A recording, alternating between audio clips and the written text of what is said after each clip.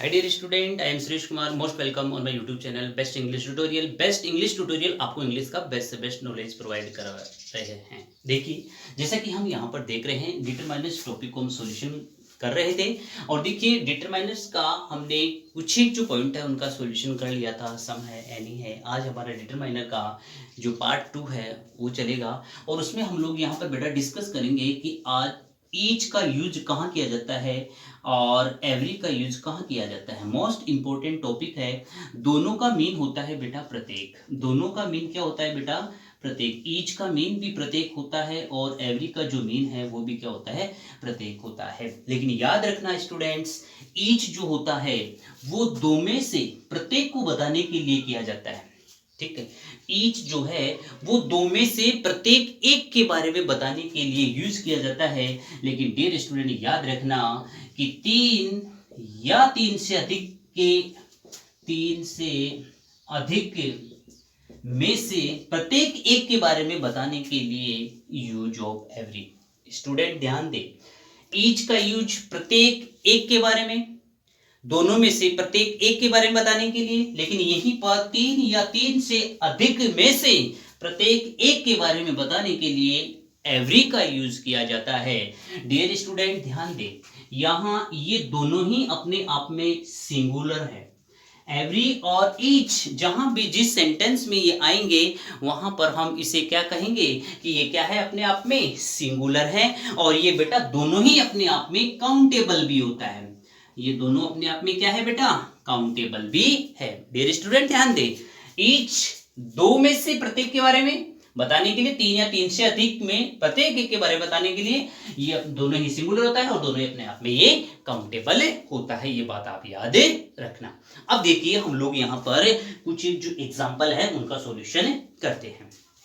ठीक है, पहले तो आप देखिए बेटा, याद रखना कि सिंगुलर किस तरीके से होता है। जैसे मैंने कहा है यहाँ पर, जैसे मैंने बोला कोई टू क्लास है बेटा। ठीक है, कोई भी टू क्लास है। जैसे मैंने कहा ईच क्लास और उसके बाद में दिया यहां पर हैज, हैव, फैन। अब देखिए जो ईच क्लास अपने आप में मैंने अभी क्या कहा? सिंगुलर है और सिंगुलर है तो यहां पर यूज ऑफ हैज। ठीक है, आप हैव का यूज यहां पर नहीं करोगे, इसका यूज करना है आपको हैज का यूज करना है। अब देखिए ईच और जो एवरी है उसके एग्जाम्पल की बात करते हैं, किस प्रकार से हम लोग जो सॉल्यूशन लाएंगे उनका। देखिए यहां से मैंने ब्लैंक्स दिया। ठीक है, COUNTRY country is AGAINST against the corruption. बनाइए बेटा। देखिए अब हम इसके आंसर की बात करते हैं कि एवरी कंट्री करप्शन के खिलाफ है। अब एवरी कंट्री को टू जो कंट्रीज है वो तो नहीं है, बहुत सारी कंट्रीज हैं, उनमें से सारी जो कंट्रियां हैं वो प्रत्येक ही क्या है? इसके खिलाफ है। किसके? करप्शन के। तो यहां पर अपना आंसर क्या बन जाएगा बेटा? एवरी। तो every country is against the corruption. बोलिए बेटा, बात समझ में आई कि नहीं?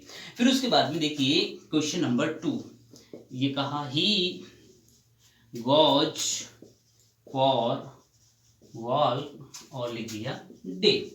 अब देखिए बेटा एवरी डे प्रत्येक दिन। अब कोई अगर मैं 2 डेज की बात कर देता, 2 डेज संडे मंडे में, ठीक है, संडे और मंडे दे देता तो डेफिनेटली ईच आ जाता। डेज तो कंप्लीट डे है, तो ऐसी कंडीशन पर यहां पर क्या करेंगे बेटा? Every day. ठीक है, तो अपना आंसर बन जाएगा every country is against the corruption और सेकंड रहेगा he goes for walk every day. इस तरीके से आपको सॉल्यूशन देना है। बोलिए कोई दिक्कत बेटा इसमें किसी प्रकार की? नेक्स्ट देखते हैं आगे। देखिए बेटा आगे अपन पढ़ते हैं यूज आइदर का और नाइदर का। देखिए बेटा दोनों में से कोई एक के बारे में कहने के लिए आइदर का यूज, दोनों में से कोई नहीं के अर्थ के लिए नाइदर का यूज। कैंडिडेट ध्यान से सुनना, दोनों में से कोई एक के अर्थ के लिए आइदर और दोनों में से कोई नहीं के अर्थ के लिए नाइदर। और बात करें दोनों ही अपने आप में क्या है? भी सिंगुलर हैं। दोनों ही अपने आप में क्या रहेंगे, ये सिंगुलर रहेंगे। जैसा कि एग्जांपल यहाँ पर दिया हुआ है, आइदर पासबुक इज गुड, और सेकंड है नाइदर रोड वाज गुड। अब अपन बात करें तो दोनों में से कुछ जो पासबुक है वो क्या है, अच्छी है, और यहाँ पर दोनों में कोई भी जो रोड है वो अच्छी नहीं थी। ओके बेटा, इस तरीके से हम लोग क्या पढ़ेंगे, आइदर और नाइदर।